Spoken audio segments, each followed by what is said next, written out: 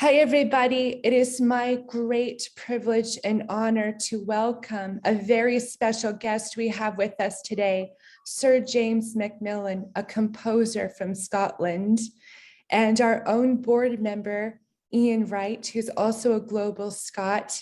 Welcome, gentlemen, and Ian is going to interview Sir James MacMillan, and so please tune in and listen. This is going to be fascinating. Ian. Hi, everyone, and hello, James. It's such a great pleasure for me to talk to you today because I've known your music for many years and appreciated everything you've done, not just for music, but for Scotland. And I wanted to ask you some questions. For your music, your influences are obvious and often overt. Your faith and spirituality is out there, often front and center. But how does your Scots identity feed into your composition? You know, for rhythms, for the music from Ayrshire, how does that feed into it? It's a very good question, and it's something that I think about a lot, because a lot of the influences, the local influences on any composer, comes about through osmosis. Sometimes it's just in the water, in the air that we breathe. But when you think about it, you know, any Scottish artist grows up with a deep sense of where we belong and the kind of music that shapes our heritage. I grew up with Scottish country dancing, of course, loved it very much when I was a little boy. I got very interested in Scottish folk music in my 20s, and I played in a folk band. I sang around the folk clubs and the pubs in the west of Scotland, and through that engagement absorbed a lot of those kind of influences. And sometimes at the time when I was younger, I could feel as if I was putting the Scottish stuff in deliberately as an extension of my language, but it became so second nature to me that it happened without me thinking about it. And sometimes people hear elements of a Scottish traditional repertoire, and what would that mean? It could be the sound of drones, for example. Drones are very important to me. We hear drones a lot in these parts, bagpipe drones, but there's also something about the modality of Scottish and Irish traditional music that I think sometimes comes into the art music of art composers, if you want to call us that, and something about the ornamentation, the way that bagpipe players and fiddlers and also Scottish singers ornament their melodies with wonderful flurries of grace notes. All these things seem to have intervened, sometimes surreptitiously, into my music. Yeah, and I don't know if you know, but Cindy is a world-class piper. So she certainly is well aware of the impact of drones and modality in our music. And I hear what you're saying, and it's not. I think it's become, and you can obviously much more of an expert than me. It's your music, but it's a feeling now more than something terribly overt. When pieces like Northern Skies, it's a feeling of Scotland behind it as much as what you're actually saying, obviously. And that's harder to analyze. That's harder to pin down. Sometimes, especially when it's me talking about my own music, I sometimes should leave that. Well, always should leave that to critics and analyzers, and they certainly pick up, and audiences and listeners pick up on a kind of unspoken, natural Scottish accent that is in a lot of the music, like Northern Skies. I wonder if that was deliberate or not. Probably not. It's just something that happens. But it's something that's as I say, in the water. I notice another Ayrshireman in your wall in the back of your room, Robert Burns. I grew up in Burns country, and the whole Burns culture, the Burns cult, if you like, played a big part in my upbringing, and the poetry was important as a child and still is important today. And perhaps Burns himself drew subconsciously from the Ayrshire countryside and Ayrshire life. And I went straight into the deep questions on your music, but it's remiss of me not to talk about your growing up in Ayrshire. And I know Ayrshire in particular has a very strong local classical as well as folk music tradition. Great classical musicians coming from Ayrshire as well, and a very strong local musical community. Can you talk a little bit about how you grew up, where you grew up? Yes. Well, I'm from the little East Ayrshire town of Cumnock originally, which isn't too far away from where Robert Burns pottered around a few hundred years ago. It's not too far from Alloway and Ayr and Mauchline, where he spent a lot of time. So I grew up there in the 60s and 70s. My grandfather, like many of the men in the Ayrshire area, was a coal miner.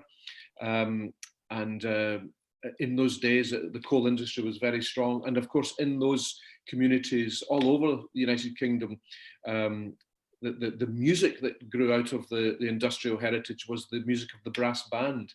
The Scottish brass band, the British brass band is very much part of that working class, semi-rural, semi-industrial heritage. And I was brought into that very early on. My grandfather got me a cornet and took me to my first band practices in Dulmellington, which is just up the road from Cumnock. And that was the beginning of it. And my grandfather, although he spent 50 years under the ground hacking away at coal, as most of these men did, he loved music.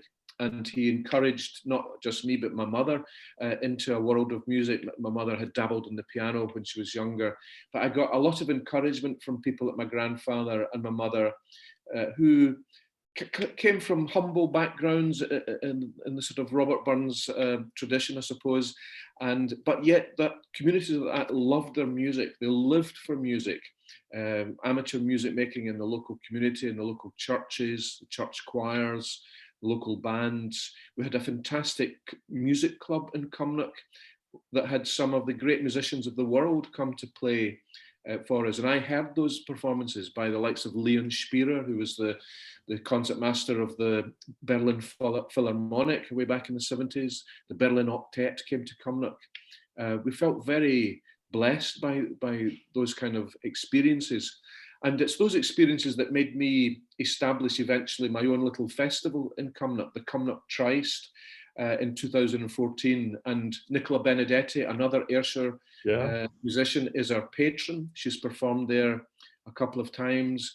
The 16, one of the great choirs of the world, have performed there on a number of occasions. We get the world's great musicians. We've got some Americans coming this year, for example, from Philadelphia. And we nurture the local community to be involved as participants, not just as audience, but actually to sing with our festival chorus.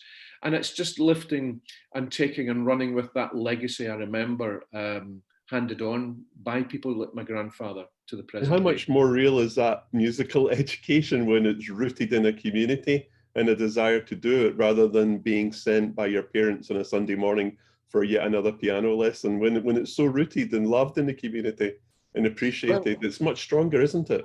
Exactly. I mean, I am a musician because of that community. I'm a musician because I made music with my friends and my relatives and my teachers and other adults in the area that were able to sort of introduce me to lots of things in an amateur way to begin with. But it was the beginning of a lifelong fascination for music. And there's lots of Scottish musicians begin that way. And a lot of them are brass players. If you think about someone like John Wallace, who was principal of the Royal Conservatoire of Scotland for many years. Before that, principal trumpet with the Philharmonia. He's from the Fife coalfields. His father was a coal miner. I didn't know that. He was brought into the brass band world. And in fact, during the 70s and 80s and 90s, the brass sections of the British orchestras were made up of children of miners, mainly. They had come through that community and had grown to full prominence and virtuosity and high standards of professional playing, but their roots were in the coal mining communities, and that's a very vital and valuable heritage. I know that well. I alternated my summer holidays between the Ayrshire coast and the Weems, East Weems in Fife. So it's a community that I know how strong that community was. Moving on a little bit, it's wonderful for me that you've composed music specifically, and you talked about Nicola Benedetti. I don't think you've composed music for her yet, but you've composed music specifically for some of the world's best musicians like Rostropovich. How is that different in terms of being able to, for the composer actually to have that discussion with the person the music's being composed with? What's that process like?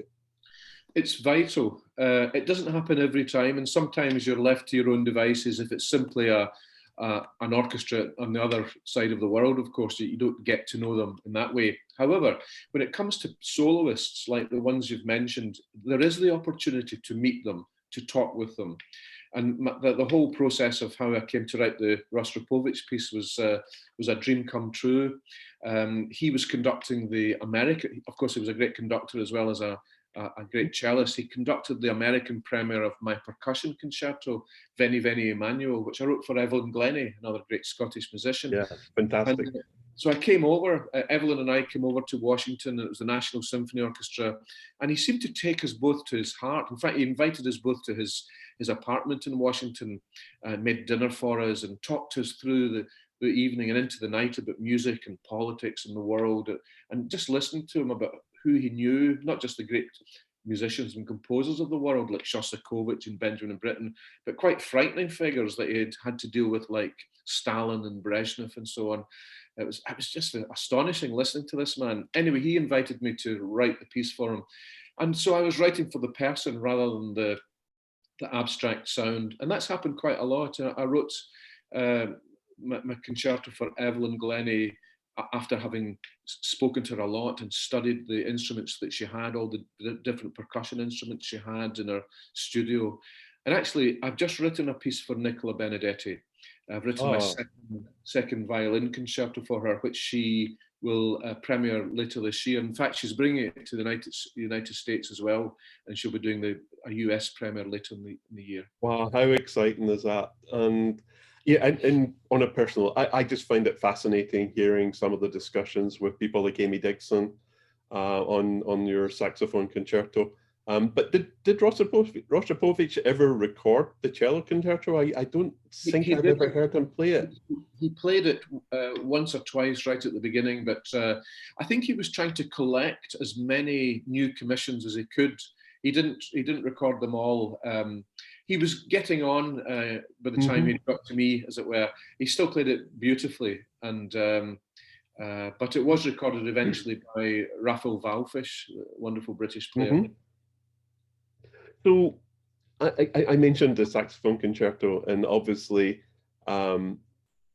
composing for what we call maybe not the most traditional orchestral instruments is something that you're able to do.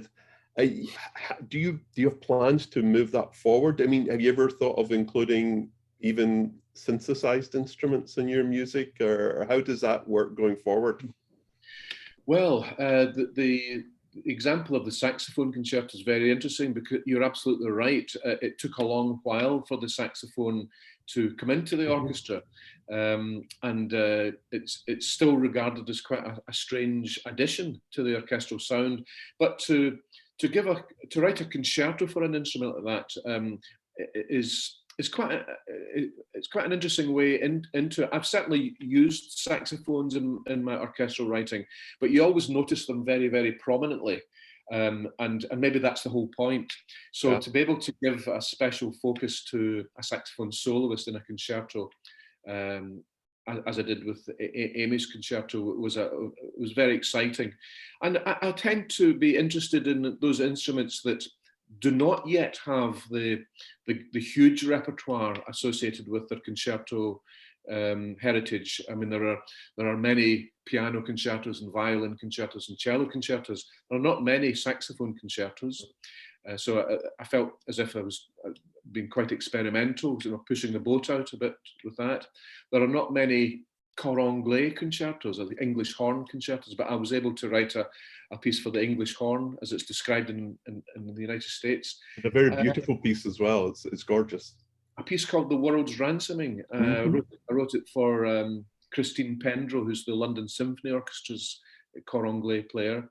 I've written a trombone concerto. There are not many of them either when you come to think about it. But Jürgen van Rijn, the principal player with the Concertgebouw in Holland, asked me for that. And so these are all quite strange territory for a composer to move into. I've written 2 percussion concertos now, one for Evelyn, as I was saying earlier, but another for another brilliant Scottish percussionist, Colin Currie, who plays in the United States a lot too. So what's next in terms of, have you, I know you've done a lot of choral work, but in terms of work like operas, you've done some, I know, and I know ballet companies have used your music for dance productions, but do you have any thoughts towards maybe doing more opera or even ballet pieces or dance pieces? There's nothing particular on the cards as far as ballet is concerned, and as far as opera is concerned, I'm obsessed with the idea of writing a children's opera, that is an opera for children to perform in. It's become something that I really want to revisit in the years to come, perhaps even with Cumnock in mind. I want to encourage as many young people in the East Ayrshire area to be involved, not just in the festival, but in music making generally. And it could be that the writing of a children's opera for young people in Cumnock and Doon Valley might be the way to do that. And of course, there are marvellous examples of children's opera by earlier British composers, and I'm particularly thinking about Benjamin Britten, who wrote some masterpieces for children, pieces like Neuer's Flood, which is still done today. And so I look to that example and think maybe I could do that someday, and maybe I could do it for Cumnock.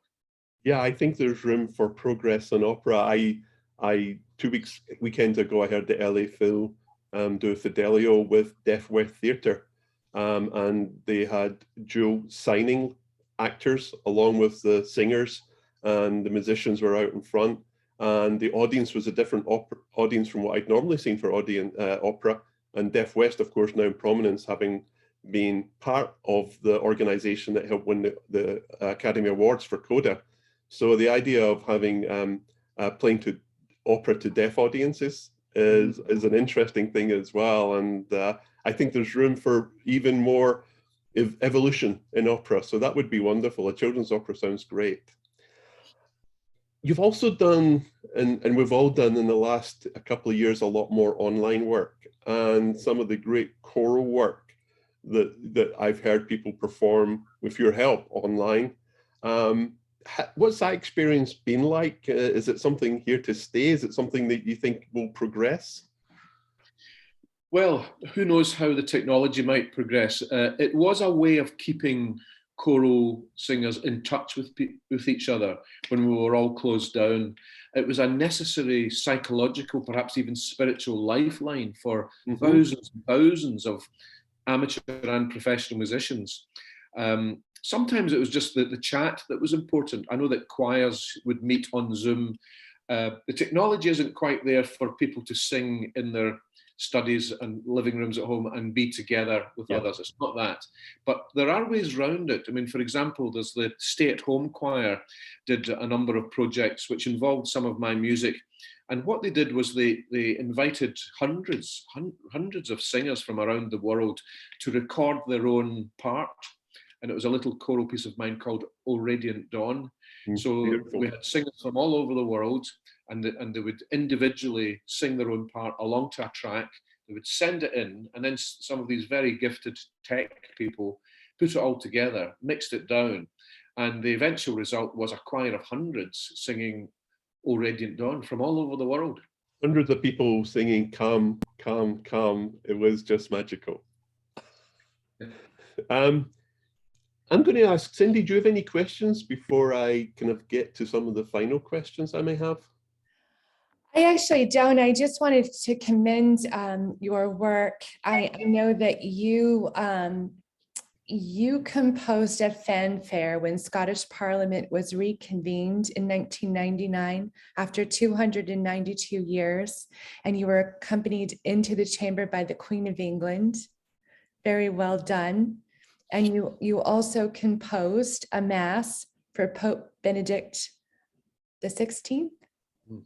in 2010, and two great honors. And I can't believe that we are on here today with you and listening to your amazing work and body of work, and very well done.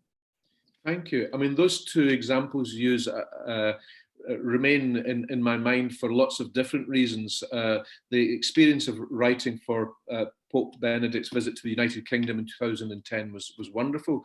I wrote a congregational mass which was sung by thousands and thousands of people in the open air at Cofton Park, and then up in Scotland at Bellahouston Park. I also wrote music for his papal mass at Westminster Cathedral. The experience of writing for the new Parliament was also very interesting. I have mixed feelings about that because it didn't all go quite to plan. A BBC person came to tell me to start the music too soon when Her Majesty wasn't quite ready to enter into the chamber. So we launched, it was at RSNO, brass and percussion, we launched into the first fanfare. Then in the middle of it, I felt this same man tugging at my sleeve, asking me to stop because the Queen wasn't ready.